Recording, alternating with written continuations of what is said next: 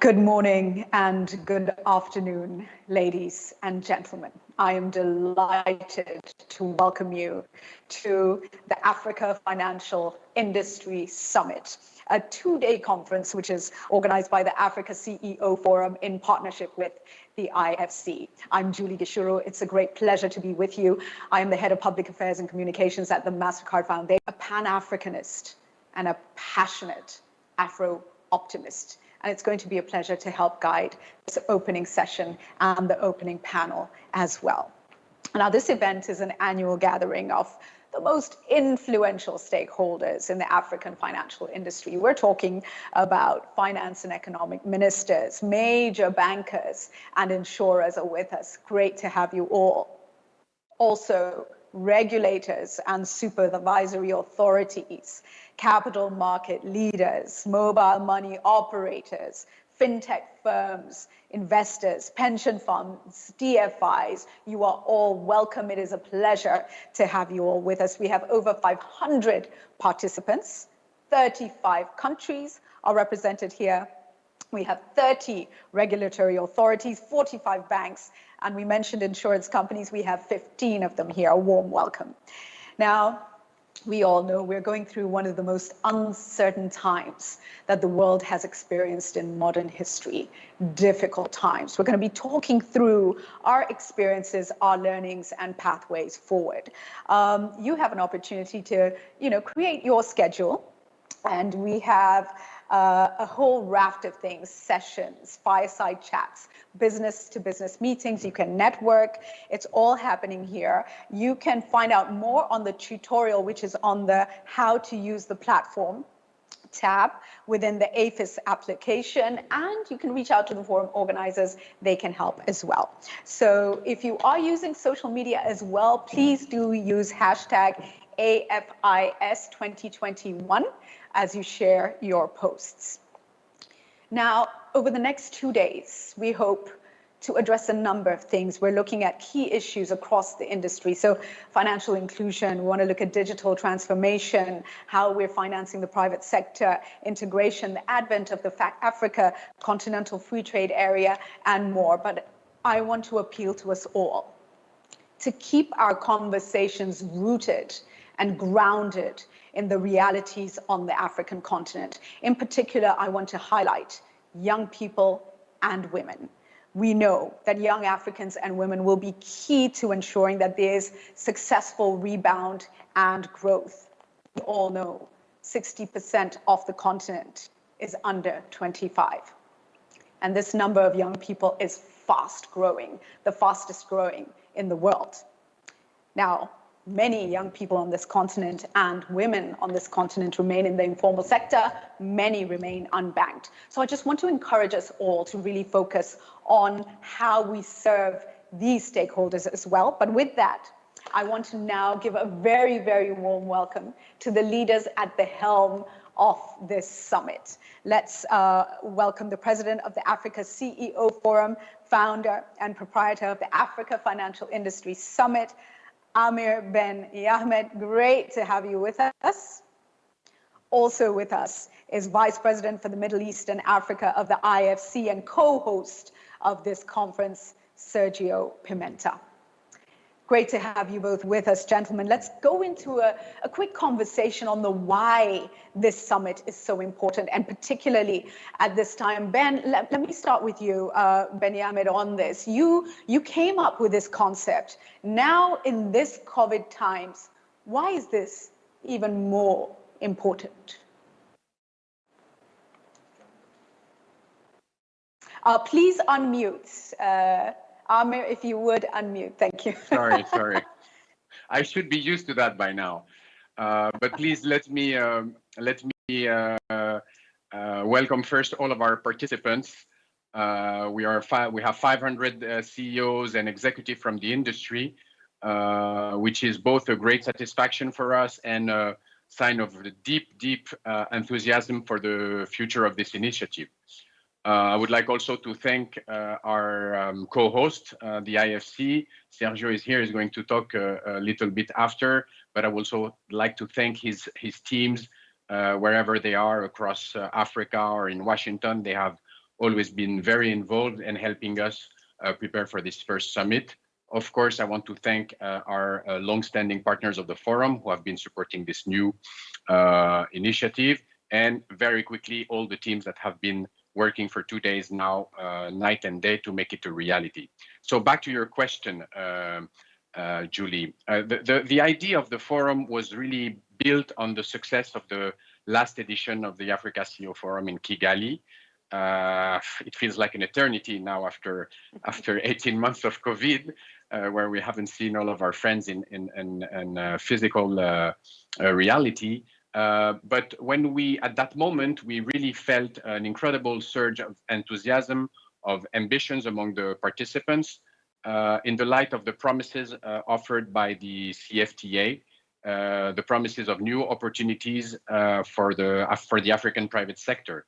So everybody was really thrilled. So we very quickly decided that we should focus our work on helping make the CFTA a business reality for the Africa private sector. And so for us, the way to do that was to try to engage a little bit more and go at the industry or sector-specific level and create platform with a great component of public-private dialogue to identify all the challenges that hamper integration and growth. So the idea was to create this sector-specific. We chose the financial industry because it's obvious. It's obvious because of its size. It's obvious because of the impact it has on the economy, both as a fuel for business and as a facilitator of integration, but also, and you mentioned it early in your speech, because it has an immense responsibility in terms of financial inclusion. So this choice was also comforted by our study of how the European Union created its economic integration process. And very early in the year 2000, the financial industry was at the center of all of its planning. So we were very comfortable choosing the financial industry to make our first mark on the CFTA.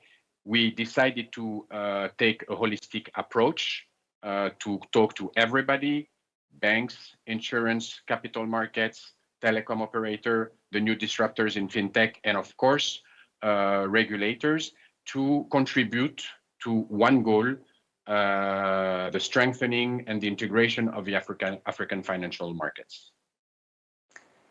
Thank you so much. Thank you, Amir. Sergio, let me come to you. And you know, we are living in interesting and difficult times. Why, in your view, is the financial sector so critical to relief and recovery in Africa, particularly in these times?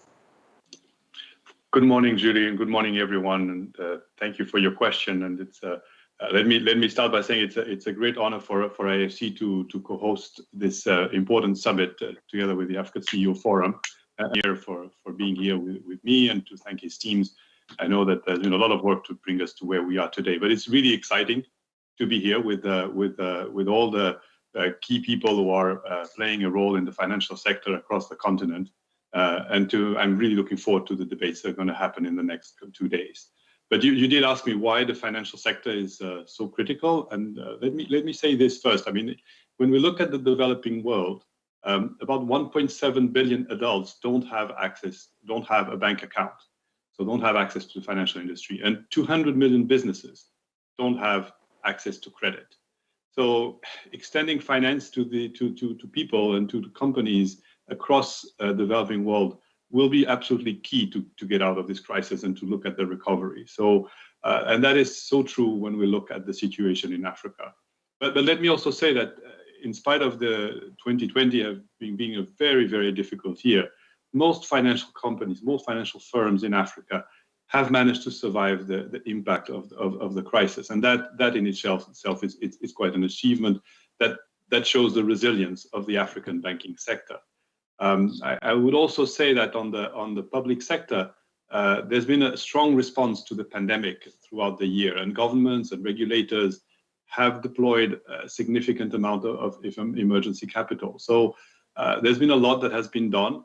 And a lot of this has been focused on protecting lives and livelihoods. But now I think everyone is focusing on, okay, how do we prepare for the after pandemic? How do we make sure that there will be a recovery, a stronger one, more inclusive, that will be also more green, more resilient. So and focusing, as you said rightly so, Julie, focusing also on the youth and on the women who are a very large part of the economy in Africa.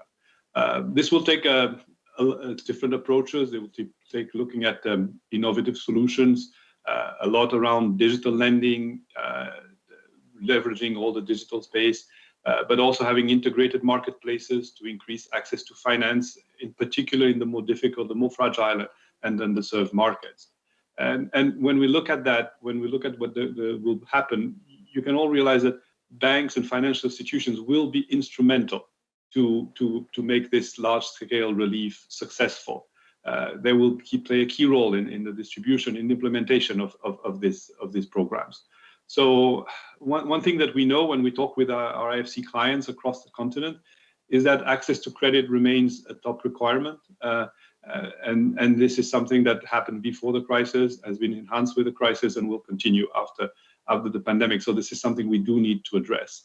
And among those that have the more difficulties to access credit, SMEs are the first ones to be mentioned.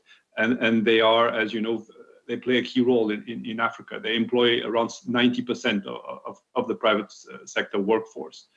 So SMEs will benefit from access to credit, not just through banks, but to also non-bank financial institutions, and also, of course, development finance institutions. So I think we all play a key role in helping get out of this crisis, improve the world, and make sure that Africa will have a recovery that will be more inclusive, more long-lasting, and stronger. So we will all have to work together between public and private institutions, between regulators, governments, and financial institutions, so that we can find joint solutions to recover. Thank you for that, Sergio. So well put. We need to work together. We need to rethink, be agile, be innovative, be creative in our approaches. Amir, let me come back to you now and just ask, I feel rallied and inspired by Sergio's thoughts, but we do face challenges as well. If you were to highlight some of the greatest challenges facing the African financial industry at this time, what would they be? I think it's important here to take the long view, because you're talking about tormented times, but I don't think anyone among our participants today can really predict what is going to happen in the next months, how we're going to get out of this crisis.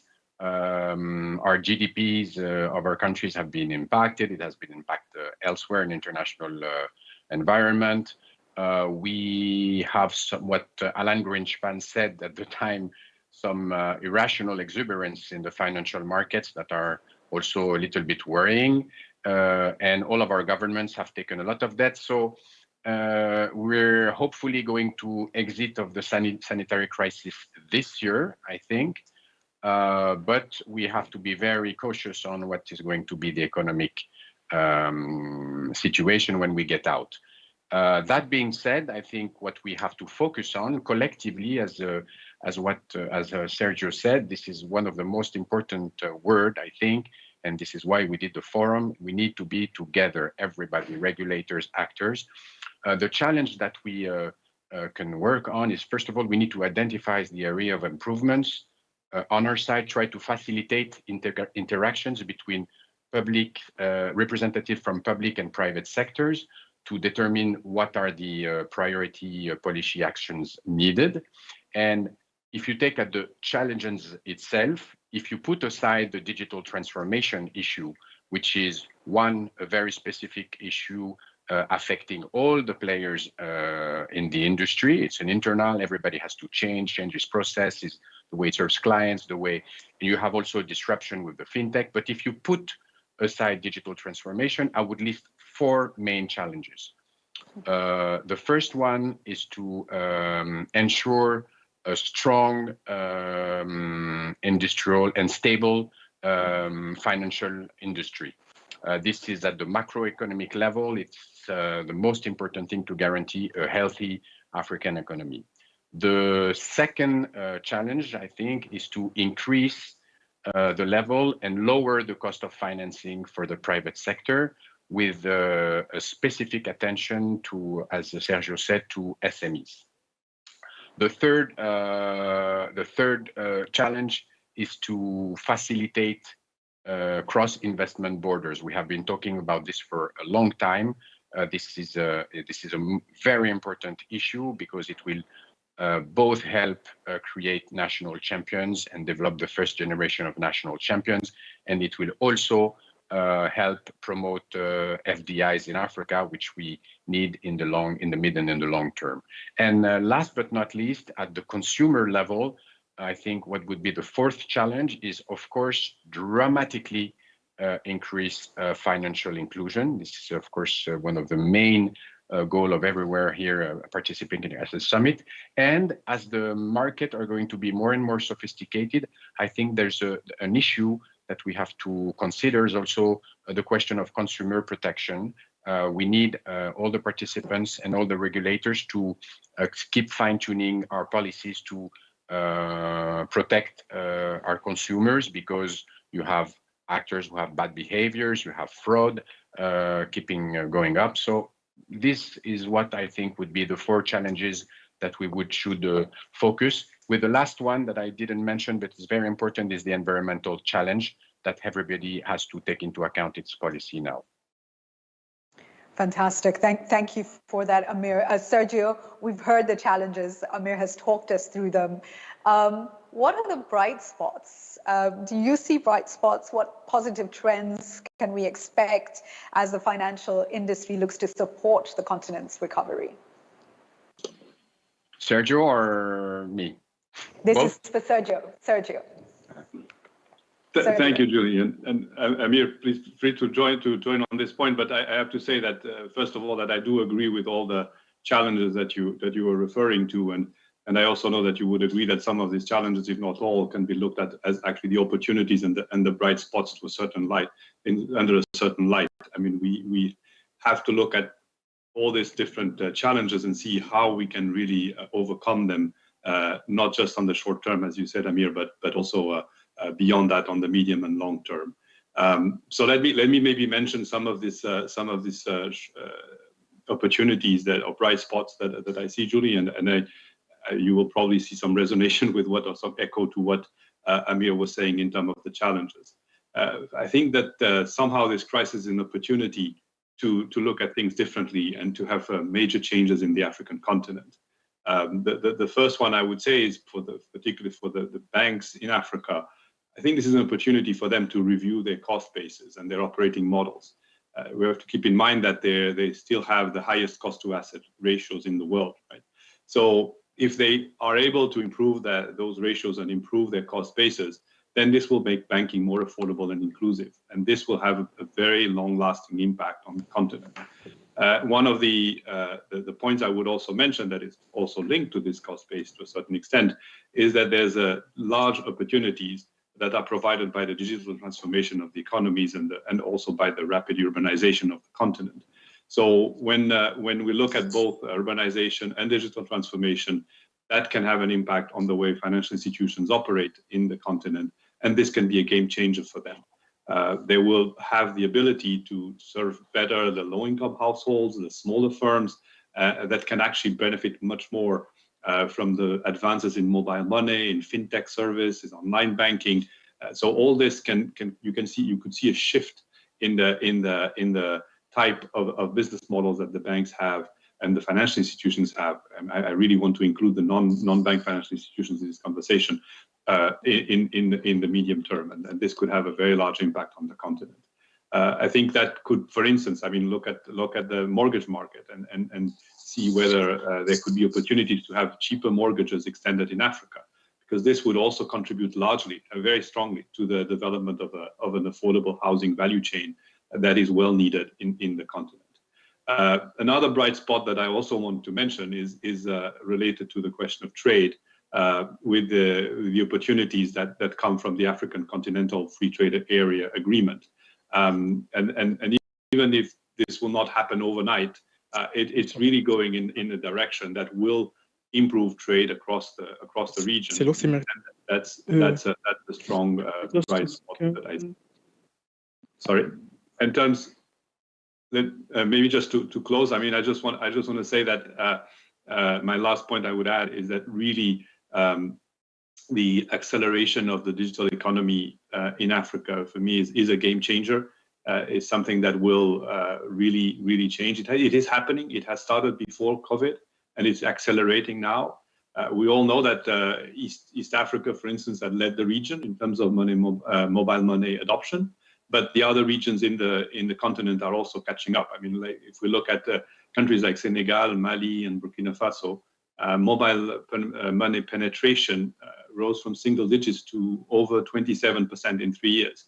So there's a real momentum there, and things are changing. And this is something that gives me a lot of optimism. So when we look at all these trends, I think we can say that there is an opportunity to really change the continent, to make it for a much brighter future. And one of the key points that I want to say, I kept it for last, but definitely not least. It's, I think, one of the most important points. Africa has a huge opportunity in giving better access to the markets and to the economic activities to women. It's still the continent where women are participating the least in the economies. And if this opportunity is really unlocked, this will be the brightest future that Africa can have. So. Wow, what a great way to close really this opening session. A bright future for Africa is possible. You've put women front and center of that, which is greatly appreciated. And just to let you know, there are many partners who are on this journey. As the MasterCard Foundation focused on Young Africa Works and young people, focused on women, we walk with you, and we look to really see how we can learn, share, and collaborate further. So a big round of applause wherever you are in the world joining us for Amir and Sergio. Asante sana, we say in East Africa in Kiswahili. Thank you so much. Great pleasure to have you open for us today. Now, ladies and gentlemen, just moving very quickly to take a look at the program, and Sergio did mention, the revolution of mobile money and M-Pesa. We have a fireside chat, I believe, with Sitoyo Lopokoyit coming up. We can take a look at the program. I think it will be on your screen in just a moment. Have a look. Some great fireside chats will be ongoing. There will be sessions that are in conflict, so you might need, as you're scheduling, to decide which one you want to attend again. If you need any assistance, reach out to the forum organizers. And we're thankful that you are with us. We wish you a very productive couple of days. Next, we move on to our opening panel. Thank you so much.